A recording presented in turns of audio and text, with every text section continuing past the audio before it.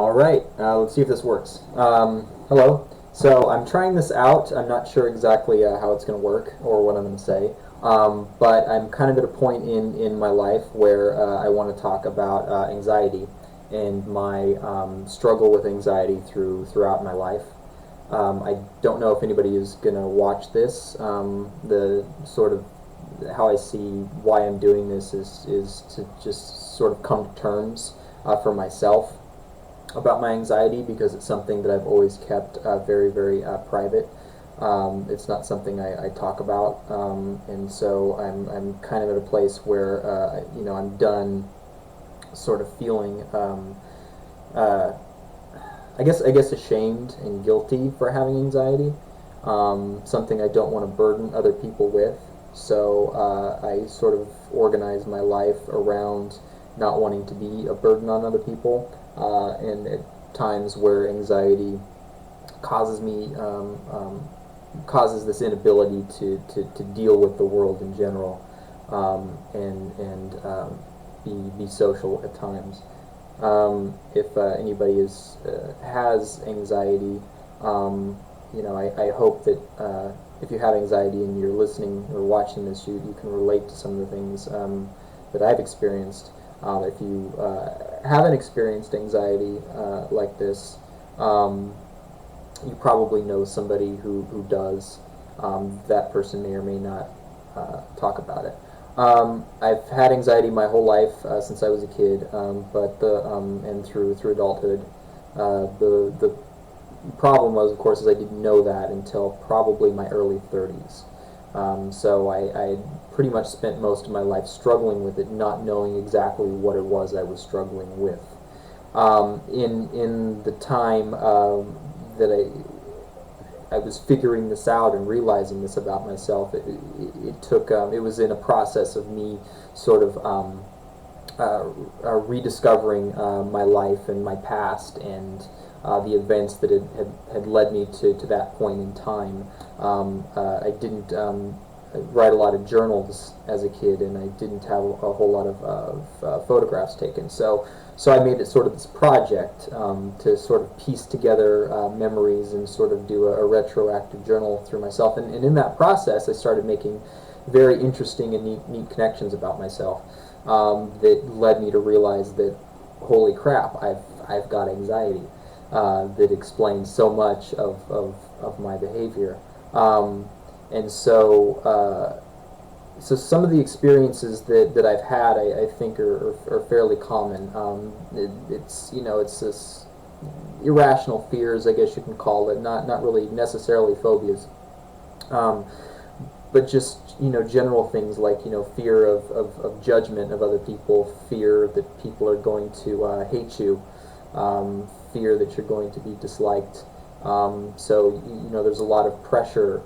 I put a lot of pressure on myself to want to be liked and want to be a source of joy and happiness. And if I feel I'm falling short on that, the anxiety kicks in,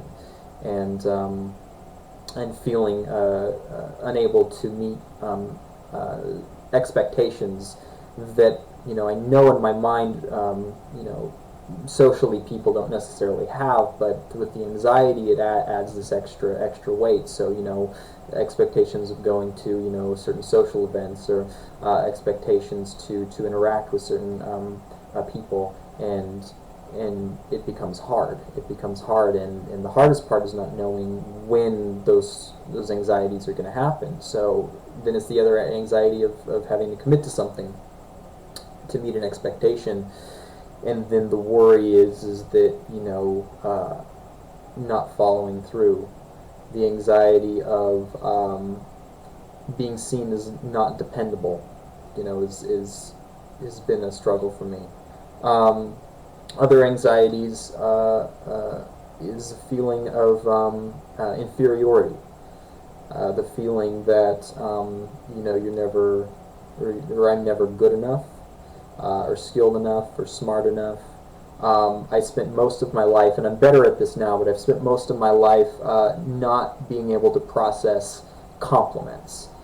I don't know if other people have have this problem. But for the vast majority of my life, my brain couldn't process a compliment.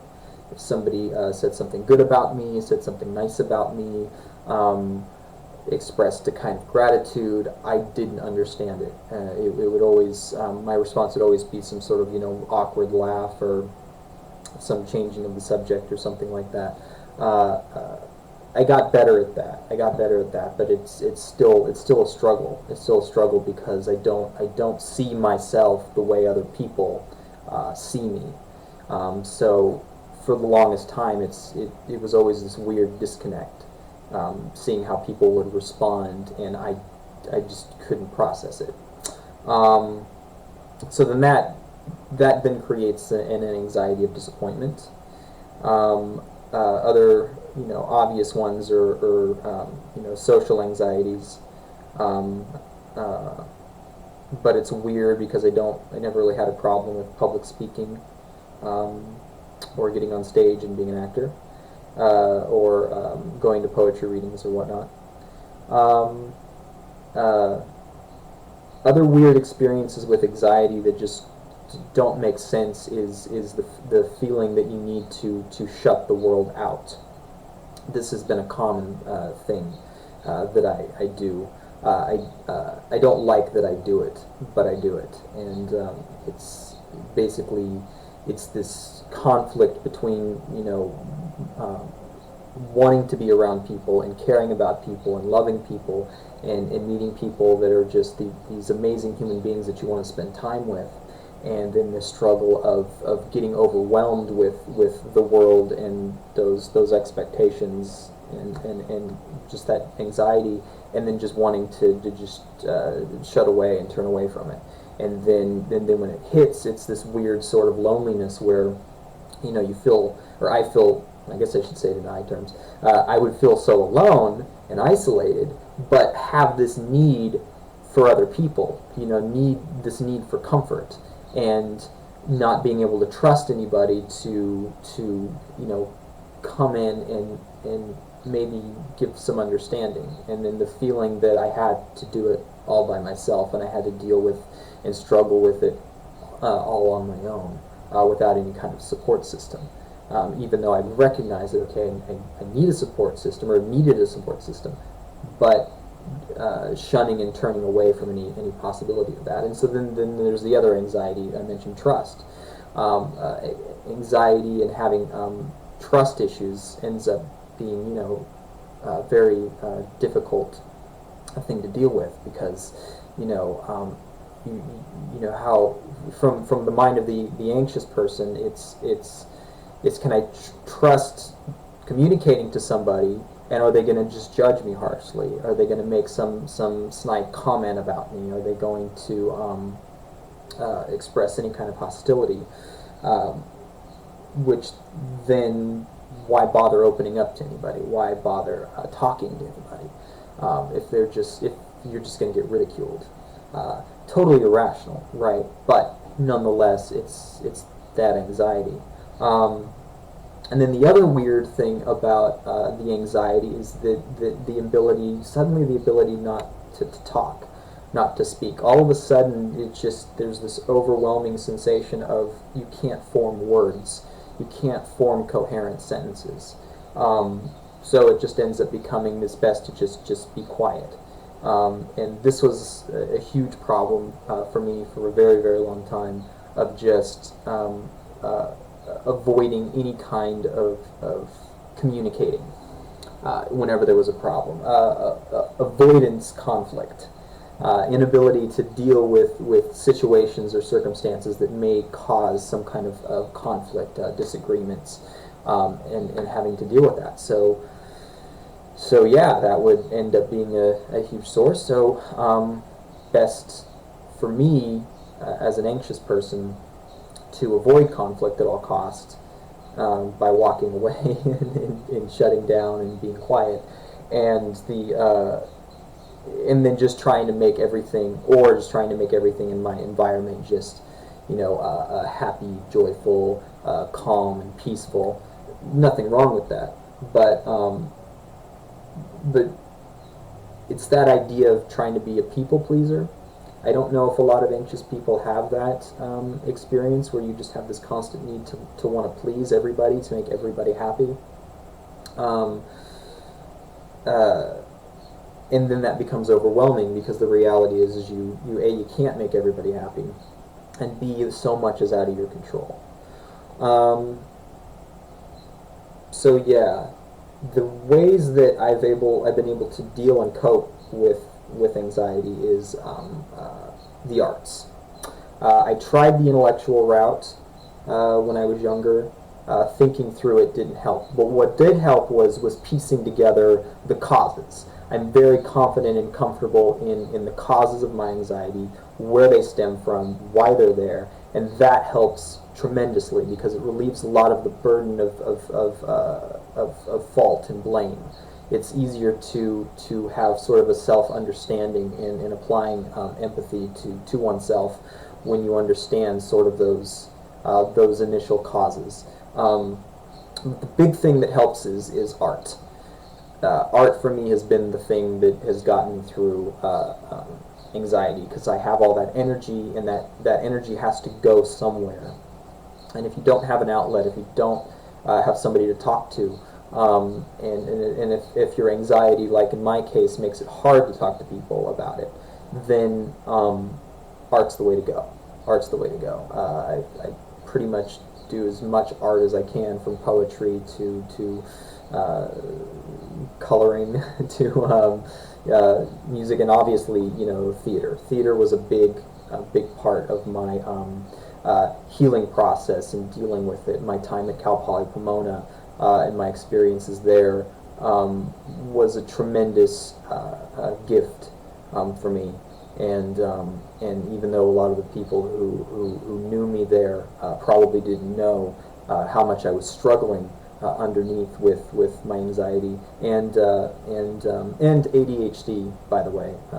ADHD isn't as big a deal for me as anxiety. Both of these things I like in the sense because they're such a great source of creative energy, and being an artist, I like that creative energy. It's one of those things that's like you read people, and it helps people to take medication. I think that's a good thing if people need it. I'm not one of these people that like the idea of it because I like who I am. I like how my brain is. I like my brain. I like my mind. Because I've been able to experience so many wonderful things in my life and have interaction with so many amazing people, I wouldn't want to trade that. And so much of my anxiety and ADHD, but mainly anxiety, having to channel that through the arts has led me on a path that I'm tremendously grateful for. And people that I've met, my Cal Poly people, my summer arts people, you all know who you are, my 1031 Productions people. You've been such a tremendous source of joy, and even though you probably weren't aware that as the course of you knowing me that I'd struggle with anxiety on a daily basis, a lot of you, most of you, were a tremendous source of strength for me without you realizing it. So I thank you all for that. I think that's really all I want to say. If you've watched it this far, my video this far, I appreciate it. The point of me making the video was so I could just know that it's out there, even if nobody watches this. It's out there, which means I can if it's out there in the world, then I feel that I can feel more comfortable and feel less ashamed for having it and being sort of less, I guess, in the closet about it. And so, yeah. So that's it. So if you watched this video, thank you. I appreciate it. If not, that's cool too. It probably makes me less anxious knowing that if nobody's watching this video. But anyway, that's sort of the weird thing about anxiety. All right. Okay, that's it. Thank you. Have a good day.